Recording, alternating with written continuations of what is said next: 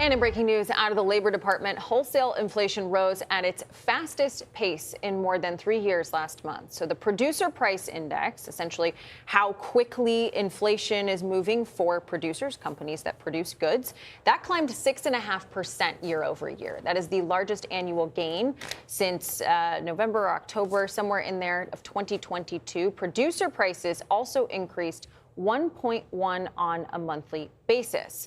And Errol, I was thinking about this. I was just digging into the numbers this morning.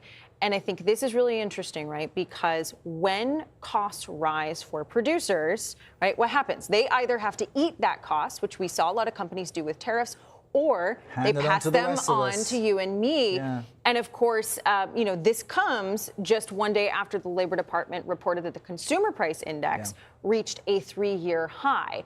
And so there was something in there that I felt was good news, that we hadn't seen that energy inflation move through to the rest of the economy in that CPI. The producer price index kind of took away that glimmer of hope for me, because I did see something in the data there that makes me feel that energy inflation is moving through the rest of the economy. Now, the president, who of course campaigned on lower prices, was asked about this yesterday.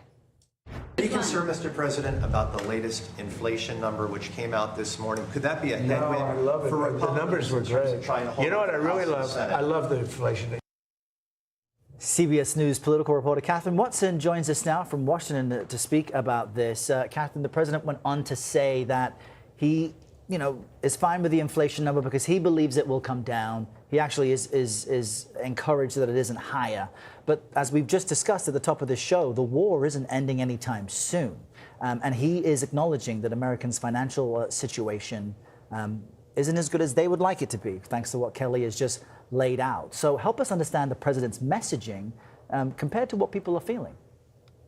Sure, Errol. Well, obviously, as you mentioned, the president said the latest inflation numbers are great, and he loves them because he believes inflation will come down like a rock after the conflict ends. Of course, now, as we know, the White House has been predicting this war, this conflict to be over for a while. As you mentioned, of course, he also said that he really did expect gas prices to be higher than they are now, inflation to be worse than it is now, and the stock market to be not as great as it is now. So the president mentioned the stock market gains as well, and how there have been record highs during this war. But of course, it is a midterm election year, and House Speaker Mike Johnson defended the president's comments on inflation yesterday. Let's listen. It was totally out of context. You know what he was talking about. But President, please focus on domestic economic situation. He is working to bring down prices. He is working to get the Strait of Hormuz reopened. There's all sorts of great economic indicators, but there's still challenges. Gas prices among them. But this isn't the messaging that Republicans really want to hear from the president in a tense midterm election year.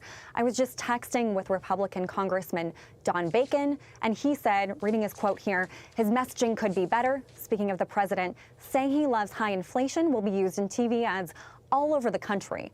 I know he meant that it is temporary, and after the Strait of Hormuz is opened, prices will drop, but in campaign season, it will be exploited.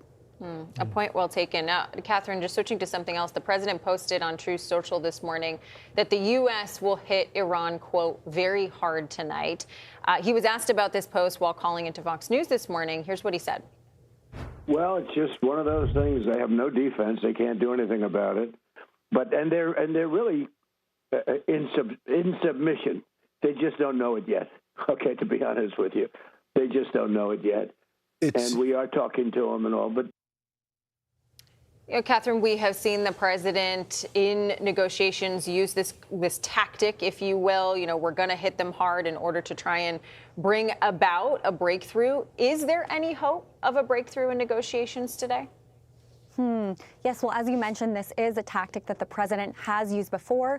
We have seen him threaten attacks and then say, well, after conversations with the Pakistanis have requested us to hold off, and we have. But I would say that this is the most intense threat we have seen the president issue, the clearest threat to Iran's oil infrastructure, threatening to take over Karg Island, threatening to take over Iran's entire oil and gas infrastructure, which he says is something that would happen soon after this.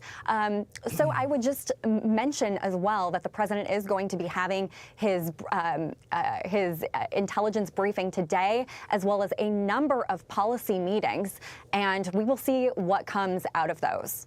All right, Kathryn, thank you so much for joining us.